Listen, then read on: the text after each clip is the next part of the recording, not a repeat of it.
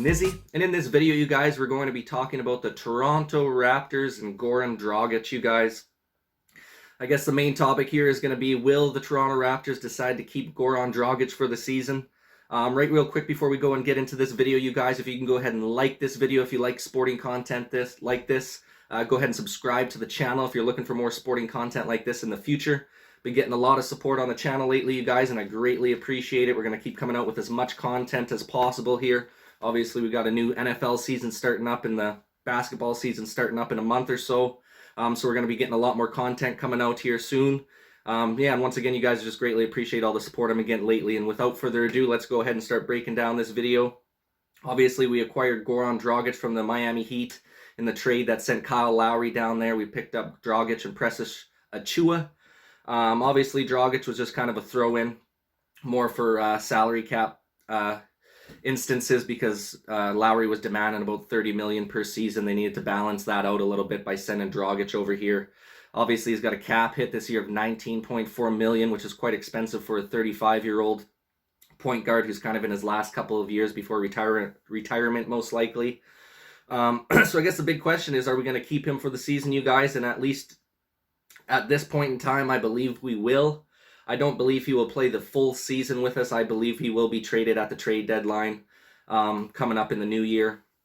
So we'll have to see what happens. I believe he can be somewhat of an asset to us while he is here. I don't really like the guy. I don't really want him on our team, to be honest, after those comments that he made earlier this summer about how he has higher ambitions than the Toronto Raptors, which is just crazy to me that he would even say something like that. But nonetheless, he's apologized and we've moved on already.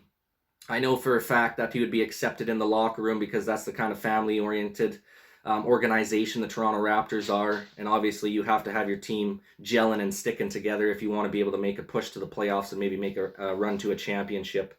So there's no doubt he's going to be accepted within the locker room. Obviously some of us fans aren't going to like having him on the squad. But nonetheless, he will be an attribute to the team, I believe, while he is playing for us. Obviously being 35 years old, there's not a lot of value left with this guy. That's why I believe it's been so hard for us to find a trade for him before the season has started. So he's going to need to perform, in my opinion. If he has a really good performance throughout the first half of the season, I could definitely see him being a trade candidate come that trade deadline. Maybe Dallas will decide to pick him up at the trade deadline, depending on how their season's going. Obviously, that's where he wants to play. He wants to be playing with his country mate there, Luka Doncic. So we'll have to see what happens with that. A funny stat that I kind of seen was the Vegas odds makers have Dragic as one of the top candidates for 6th man of the year, which is kind of funny to me. I don't think he's going to be a 6th man of the year personally.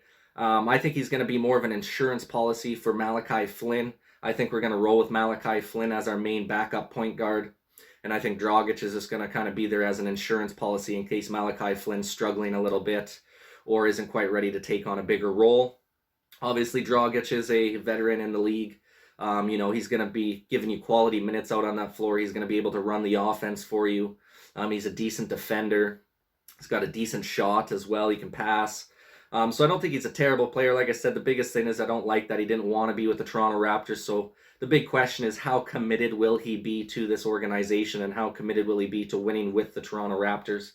And at the end of the day, I think he is going to give it his all and perform to the best of his abilities, because if he doesn't, then the trade market for him will be lower come the trade deadline. And if he wants to get out of here and head to Dallas, he's going to have to do everything in his power to be the best version of himself. So he's going to need to perform. And the stat line for him during the 2020 season with Miami there, he had finished up with 13.4 points per game. 3.4 boards and 4.4 assists, shooting 43% from the field. So nothing crazy, but would be a nice little stat line if the guy was giving us 15 or 20 minutes off of the bench per game. If he could average around 10 points, 3 or 4 assists and 3 or 4 boards for us, that would be, pretty decent numbers coming off the bench.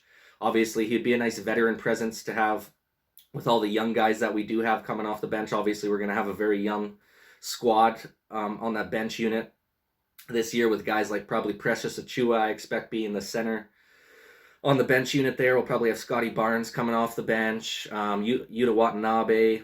I'm hoping Delano Banton makes the opening roster, and he's going to be coming off the bench in that shooting guard role beside Malachi.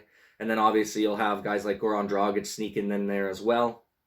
So we'll have to see what the rotation's going to end up looking like. Obviously, Pascal's going to be out for the start of the season with that shoulder injury, so I expect Chris Boucher probably moving up into the starting power forward position alongside Kem Birch at the center. So we'll have to see what happens there. But at the end of the day, you guys, I don't believe we're going to keep Goran Dragic for the long term. I do not see him playing with us in the playoffs this year. If we end up making the playoffs, I think he will be traded at the trade deadline. And I do think he will perform pretty decent for us in the fact that he's going to want to get out of town and try and get down to Dallas to play with Luka Doncic. So that's kind of my thoughts and my opinions on it. You guys, just thought I'd come out with a quick video on it here. Been seeing a lot of talk about Dragic lately and what's going to happen with the guy, so I thought I'd give you guys my 2 cents on the situation. Would love to get your guys' opinion in the comments section down below. Do you think Dragic is going to be able to stick it out with us for the season? Do you think Vegas is accurate on putting him in the 6th man of the year odds? I don't personally, but would love to get your guys' opinion on it.